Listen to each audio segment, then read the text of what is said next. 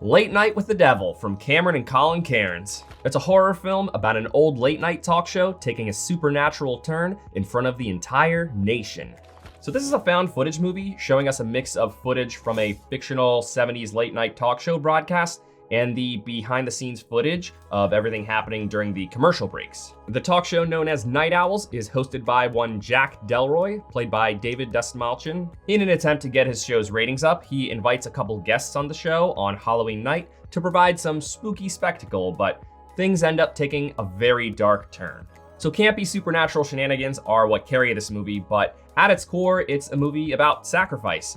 And I feel like I should clarify, since it's a horror movie, that I don't mean literal sacrifice, like, you're taking somebody's life. This movie is about the price of fame and the perils of greed. It's about the lengths people go to just for their own selfish gains. On the surface, we see some of the guests experiencing very dark and difficult things that they arguably shouldn't be experiencing in front of the whole nation, but underneath, there's also much to be learned about the success of Jack Delroy. It's interesting seeing the behind the scenes footage where they are talking about ratings and not really caring about the well-being of their guests. Because as much as people don't want to believe it, or perhaps they're just not aware, that's show business. This movie's depiction of television producers being scummy shouldn't be considered exaggerated at all. We see organizations do things like that all the time for the sake of ratings and money, especially news outlets. Anytime there's a horrible tragedy, they send news reporters there and stick microphones in the faces of people who have just been utterly traumatized, capitalizing on the public's interest in seeing people manically try and comprehend what they've just experienced. It's disgusting.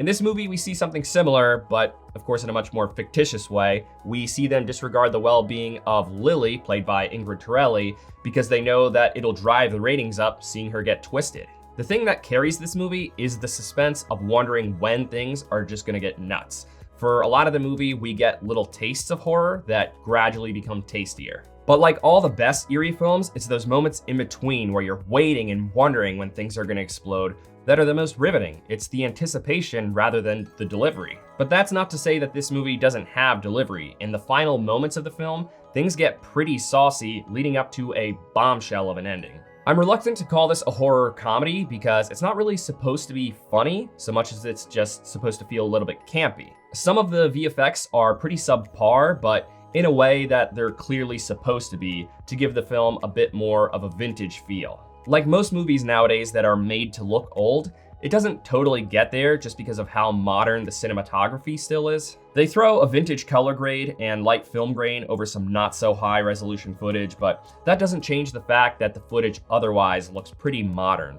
This definitely doesn't ruin the film, and I'm sure for a lot of viewers they would actually prefer it this way, but there are still little things that they could have done to make it feel old, whether that be keeping the focal lengths a bit wider or making the audio sound a tad bit more dated.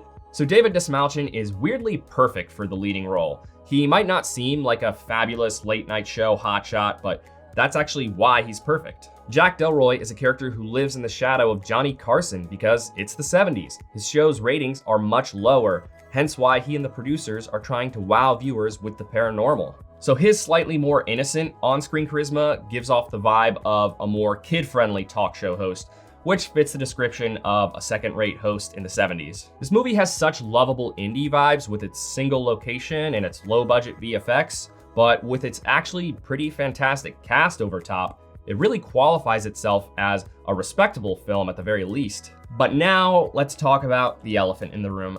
News has gone around about how this movie used a few AI-generated images, which is the subject of much debate nowadays. Normally, I try not to give my 2 cents in the controversies around films because I'm not here to talk about how the world should be. I'm here to talk about film as an art form. I do want to clarify that I did not actually know about the AI in this movie until after I saw it and started writing this review. It wasn't until I looked up the cast that I started to see those articles. Would I have still seen this movie if I had known?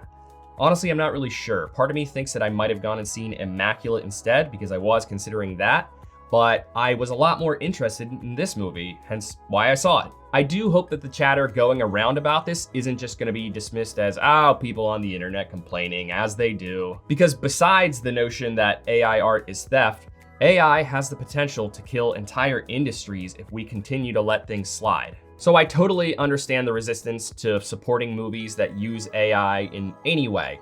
And it does feel like people are downplaying it a little bit by saying things like, oh, come on, it was just a few still images, nothing crazy. The obvious counter argument to this is that most bad things start off small. Sure, right now it's, oh, just a few stills, nothing crazy, but if people don't show resistance, then those boundaries inevitably get tested even further. We see this from people of all ages, not just toddlers. This will escalate to, oh, it was just a couple VFX renders, nothing major. And then it'll go to, oh, it was just a few entire scenes, nothing major, really only a few. The line should be drawn somewhere. And to clarify, I'm not trying to say that you should absolutely not see this movie and you're a complicit monster if you do. I'm just saying that I understand the resistance. I'm just doing my part in keeping the conversation going. So I welcome any of your civil thoughts down in the comments below. If you still really want to see this movie, you be the judge of whether or not that's okay. Because it is a very unique spin on horror that's sure to provide the most loyal fans of the genre an interesting experience at the very least. I'm not really a huge fan of horror movies, but honestly, I actually kind of like this one. I thought it was pretty good. It's not one that I think you need to rush to the theater to see though. More than anything, I think this is a good streaming movie. But if you don't like campy horror movies, or if you're ambivalent about the use of AI in the film, then you could probably sit this one out. Thank you for watching this review. If it brought you any value at all, please give it a like. It really does help the channel grow. I'll see you later this week with my review of Godzilla and Kong: The New Empire.